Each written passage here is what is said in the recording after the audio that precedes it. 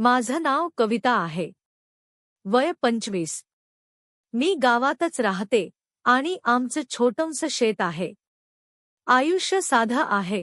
सकाळी उठायचं, घरकाम आणि मग शेतावर जायचं. बाहेरून सगळं ठीक वाटतं, पण आतून कधी कधी खूप एकटं वाटतं. कारण इथे सगळं आहे पण माझं असं काहीच नाही. त्या दिवशी मी शेतात काम करत होते. आकाश ढगांनी भरलेलं होतं आणि वारा हलकासा वाहत होता. तेवढ्यात मला जाणवलं, कोणीतरी मला बघतंय. मी वर पाहिलं आणि तो उभा होता. पहिल्यांदा पाहिलं तेव्हा वाटलं, शहरातला मुलगा आहे. कपडे, उभं राहण्याची स्टाईल, सगळं वेगळंच.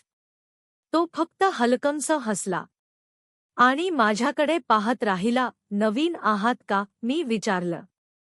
हो, तो म्हणाला. त्या दिवसानंतर तो रोज त्या वाटेने यायला लागला. सुरुवात साधी होती, नमस्कार, 2 शब्द, पण हळूहळू गप्पा वाढल्या. तो माझ्या कामात मदत करायचा. मी म्हणायचे, तुम्हाला जमत नाही हे. तो हसायचा, तुम्ही आहात ना. शिकवायला. त्या छोट्या छोट्या क्षणांमध्ये काहीतरी बदलत होतं. आता मी त्याची वाट पाहू लागले होते. एक दिवस आकाश अचानक काळं झालं. वारा वाढला. मी म्हणाले, पाऊस येईल.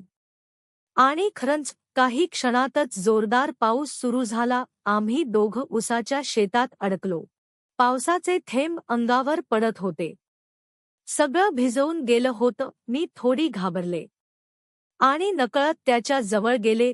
त्या क्षणी आमच्यातलं अंतर खूप कमी झालं. माझे केस चेहऱ्यावर आले होते. त्याने हलक्या हाताने ते बाजूला केले. माझं हृदय जोरात धडधडत होतं. मी काही बोलले नाही, पण नजर त्याच्यावरच होती. त्या नजरेत आता फक्त ओळख नव्हती, काहीतरी जास्त होतं. बाहेर पाऊस जोरात पडत होता, पण आत एक वेगळीच शांतता होती. तो हळू आवाजात म्हणाला, तुला कधी वाटतं का, की काही क्षण थांबले पाहिजेत? मी हलकंसं हसले. वाटतं, पण ते थांबत नाहीत. त्या क्षणी मला जाणवलं, मी चुकीच्या दिशेने चालली आहे. पण मन थांबत नव्हतं. पण अचानक मी भानावर आले. मी एक पाऊल मागे घेतलं.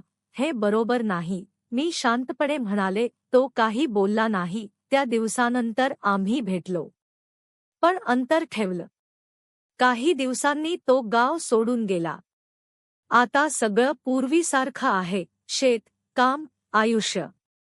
पण माझ्या मनात एक गुपित आहे.